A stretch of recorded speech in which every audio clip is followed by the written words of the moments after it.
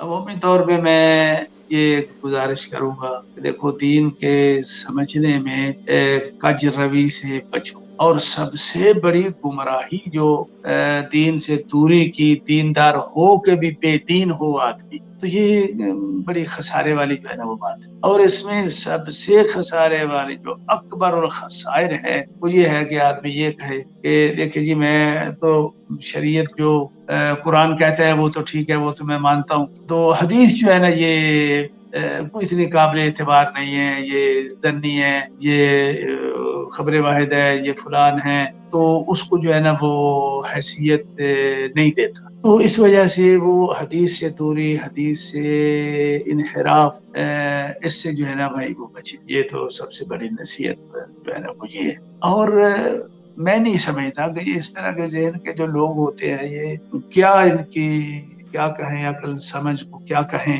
कि ये तो वही बात हुई ना कि ठीक है अल्लाह ताला ने मोहम्मद रसूलुल्लाह सल्लल्लाहु अलैहि वसल्लम को शरीयत दे के भेजा, कुरान दे के भेजा, वो कुरान उन्होंने हम तक जो है ना वो पहुंचा दिया। अब आपने उनसे ये कहा कि या रसूलुल्लाह तुसी हुण पासे हो ना ते कुरान नु ਅਸੀਂ आपे समझ लांगे, जिवें तुसी समझाना है ਉਹ खबरे वाहिद है, ਉਹ जन्नी है, ਉਹਦਾ कोई पता नहीं, ते ਅਸੀਂ आपे समझ लवांगे।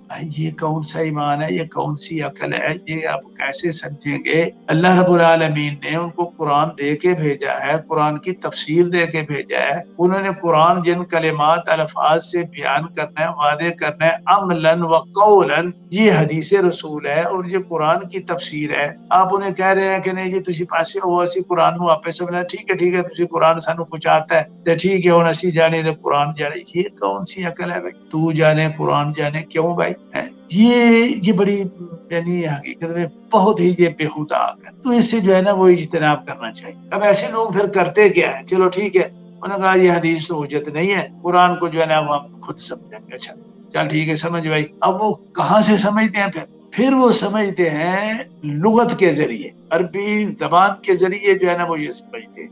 ओ मियाँ वो अरबी कौन है? अब तूने जिसको अल्लाह ने ये शरीयत की वजाहत, शरीयत भी दी, साथ उसकी वजाहत भी समझाई, उसको तो तूने जो है ना वो माना नहीं कि जी ये खबर वायद है और ये हुज्जत नहीं है, ये हदीस जो है। तो वो जो लुगत के जरिए आप उसको समझेंगे तो फिर क्या करेंगे आप? ये समझ कौन सी होगी? वो कुरान है, उसके अंदर एक शरीयत है। कुरान के अक्सर अल्फाज जो है वो शरी मानी पे मुश्तमिल है, जो लुगत वालों को भी पता नहीं। अब जब तक अल्लाह के रसूल सल्लल्लाहु अलैहि वसल्लम ने सजदे और रुकू की कैफियत बयान नहीं की कर दी, ये अहलुल लुगा को भी, अरबों को भी पता नहीं था कि कैफ नरका व कैफ नसजुद, ये तो उनको भी पता नहीं था। तो बात ये है कि ये एक बड़ा गलत किस्म का जो है ना नजरिया है, जैसे बड़ी दुनिया जो है ना वो गुमराह हो जाती है। देखो ना अल्लाह के रसूल सल्लल्लाहु अलैहि वसल्लम ने फरमा दिया कुल्लु मुस्किरिन खमरुन, हर मुस्किर जो है वो खमर, ये जिसमें भी नशे की सूरत पाई जाती है वो खमर।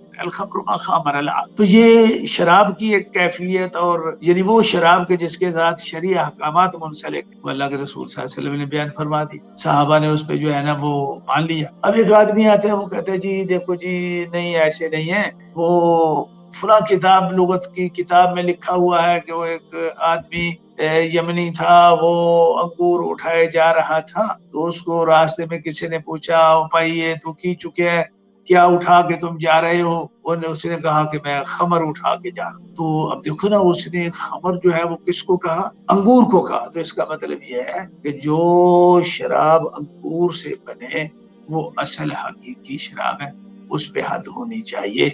उसके अलावा बाकी चीजों से जो है ना जो खमर शराब बनती है उसमें हद नहीं है, उसमें जो है ना वैसे चलो कोई दो चार जूते वूते लगा के छोड़ दे, तारी रहे, हद नहीं है उसमें। अब मुझे ये बात बताइए कि ये आदमी जो खबर की हकीकत या शरी माने को एक यमनी से जो है ना वो ले रहा, और मोहम्मद रसूलुल्लाह सल्लल्लाहु अलैहि वसल्लम जिन पे अल्लाह रब्बुल आलमीन ने जिनके जरिए ये खमर की हद भी उतारी, खमर की कैफियत भी बताई, उसको ये मानने के लिए तैयार नहीं हुई। जी ये खबर वायद है, खबर वायद नहीं होती है तो कोई पता नहीं होता, ये वो।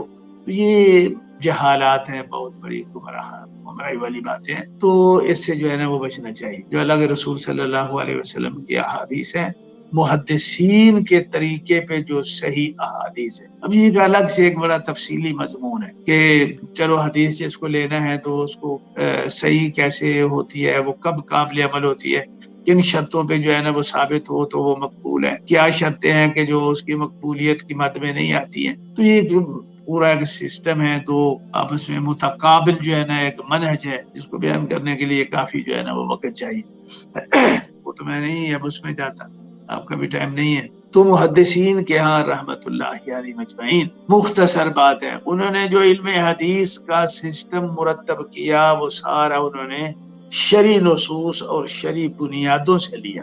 شرعی بنیادیں خبر کو قبول کرنے یا نہ کرنے میں کیا ہے، وہ یہ ہے کہ جو مخبر ہے وہ متقی ہو، وہ عادل ہو، وہ ضابط ہو، وہ تقوی کی اعلیٰ مثال ہونا چاہیے.